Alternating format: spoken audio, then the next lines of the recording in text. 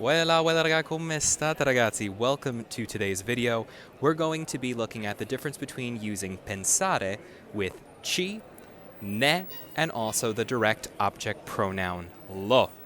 Now, anytime you have a verb that uses ci or ne, it tends to give people a lot of confusion. But what we're going to do today is break them down. It's actually pretty simple to tell the difference between them, so I hope you guys find it just as simple as well.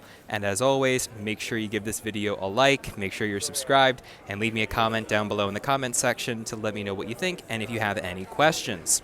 So let's begin first with the fact that the verb pensare means to think.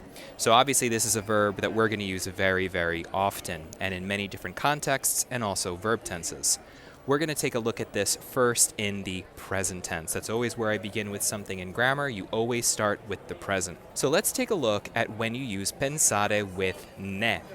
So ne is always used when we're talking about quantity or when you're talking about of it, of him, of her, of them, or instead of, swap it with about him, about her, about it, or about them. So as such, as you can see from this translation that we just gave, ne can work really nicely with pensare, because you can say to think about it, to think about him, her, them, and so on, right? So that's essentially how we use ne and pensare together. It's a very narrow usage. That's the good thing about all of this. They're very narrow usages. Think of pensare plus ne, so pensarne, when you are giving your opinion about something. The ne is going to replace what it is that you have an opinion about. For example, I could say to you, cosa pensi di questa strada?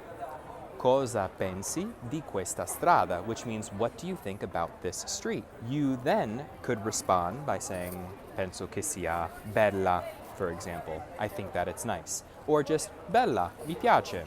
Nice, I like it. Obviously, you can use these kinds of constructions. However, someone may also ask you, this is very common in Italian, cosa ne pensi?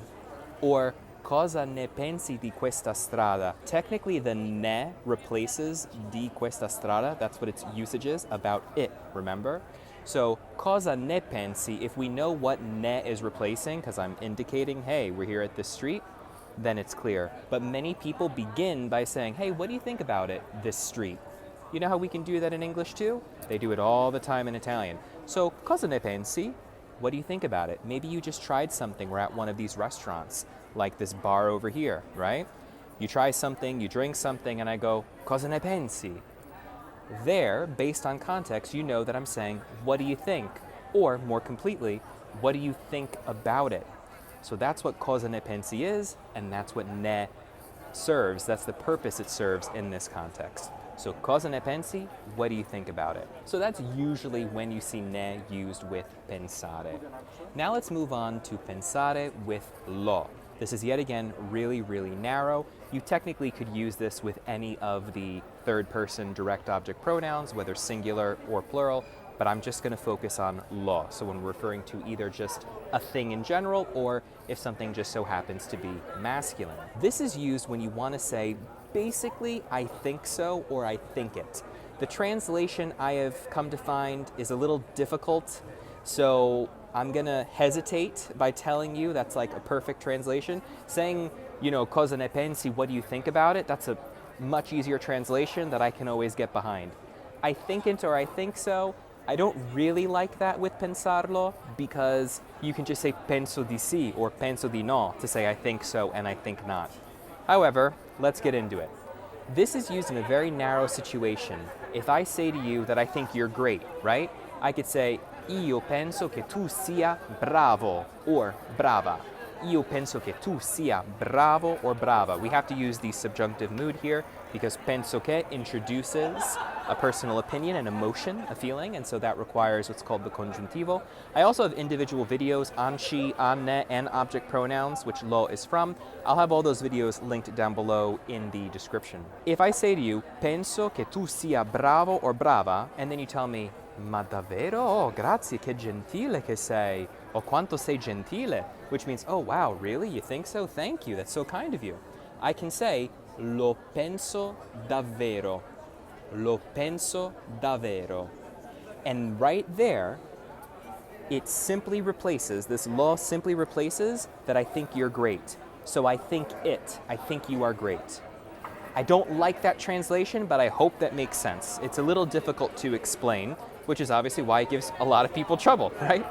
So I hope that translation is somewhat sufficient. Just know that you use it in this very, very narrow situation. If you want to say, I think you're great, and then you want to tell someone, yeah, I really think it. In other words, I really think so, you would say, lo penso davvero, I really think it. And that's it. This is one that I find is not used as much, so don't worry that much about it, even if it doesn't make a lot of sense right here off the bat. Now let's talk about pensarci. Pensarci. Ci gives everyone a lot of trouble, but this is going to be nice and easy. Just like we've been going through this nice and easy, this is going to be no exception.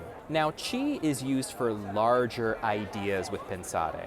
Lo is very narrow, or any direct object pronoun in the third person, singular or plural. So lo, la, li, le. So ci is used for a bigger idea.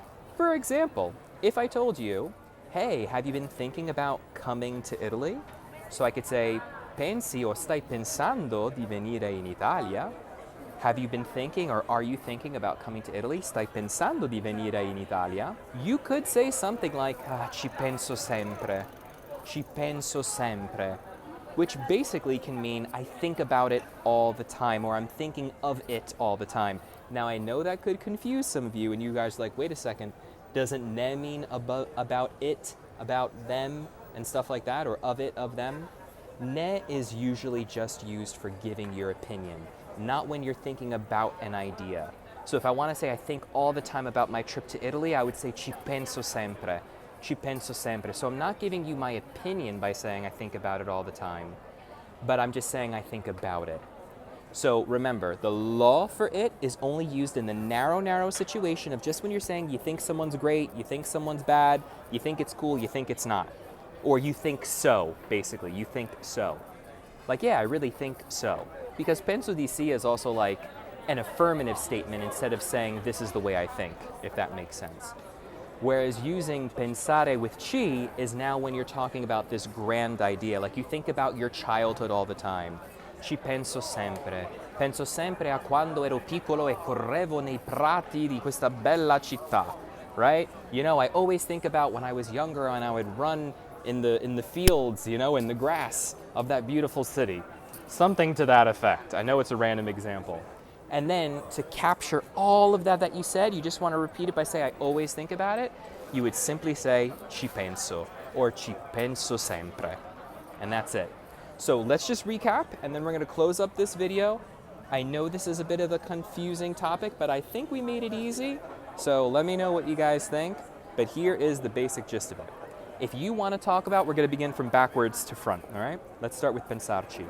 If you want to say you think about something all the time, you think about that one trip you had to Italy and you were on this beautiful street and you loved it, wandering about at nighttime, you would say, ci penso sempre, which means I think about it all the time. I think about this grand idea of me walking on the street in the evening in Italy as I was filming a video. If I want to replace all of that description with a pronoun or with a particle in grammar, I would use ci.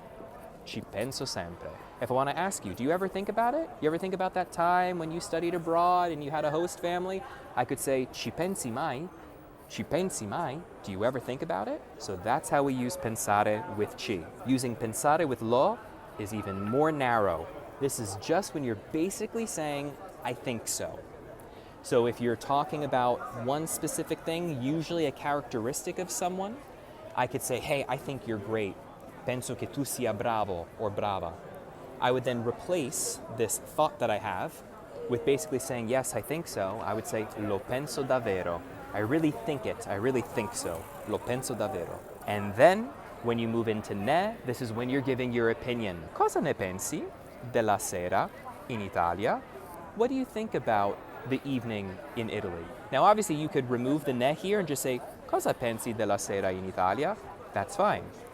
But it's also very common for Italians to say, cosa ne pensi della sera in Italia? They do this also with the direct object pronouns. I've been hearing it all over the place. I've been really paying attention as I walk by Italians. They use what is often called a pleonasmo all the time, which is when you're basically redundantly or overly using object pronouns, where you're saying cosa ne pensi di quella sera or cosa ne pensi di quella cosa. You could just say either cosa ne pensi, what do you think about it, because about it is implied, or what do you think about this street? Cosa pensi di questa strada? So I'm going to wrap up the video here because I don't want to get you guys confused. Let me know if you have any questions.